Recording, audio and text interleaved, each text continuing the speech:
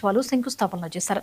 గత వైసీపీ పాలనలో అభివృద్ధి కుంటిపడిందని విమర్శించిన మంత్రి కూటమి ప్రభుత్వం ఇప్పుడు అభివృద్ధి దిశగా ముందుకు సాగుతోందన్నారు. గత టీడీపీ ప్రభుత్వంలో మంజూరైన 12.60 కోట్ల రూపాయలతో పాలకొల్లు 100 పడకల ప్రభుత్వాసుపత్రి భవన నిర్మాణాన్ని కూడా వైసీపీ ప్రభుత్వం 5 ఏళ్లలో పూర్తి చేయలేకపోయిందని ఆరోపించారు.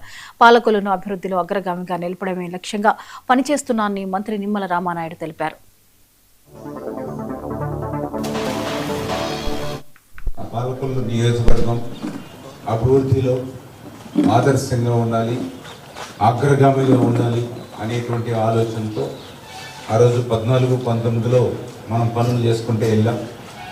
19లో ప్రభుత్వం మారిన తర్వాత విధ్వంసం, ధ్వంసం ఆంధ్రప్రదేశ్ రాష్ట్రం అంతా, అందులో భాగం మన పాలకొల్లు కూడా ఆ రోజు ధ్వంసం, విధ్వంసం. 5 సంవత్సరాల వాళ్ళ పాలనలో మనం చూసాం. అరాచకం తప్ప అభివృద్ధి ఎక్కడ కూడా కనిపించినటువంటి పరిస్థితి మచ్చుకైనా మనం 5 ఏళ్లలో మనం చూడాల. ప్రజల ఆశీర్వాదంతో 2024లో అధికారంలోకి వచ్చాం. పాలకొల్లు నియోజకవర్గంలో కూడా ఎప్పుడు లేని విధంగా హ్యాట్రిక్ 3వసారి 70,000 మెజారిటీతో పాలకొల్లులో కూటమి ప్రభుత్వాన్ని ఆశీర్వదిస్తూ ఇక్కడ ఎమ్మెల్యేగా కూడా నన్ను గెలిపించినటువంటి పరిస్థితి కూడా మీరందరూ కూడా చూశారు.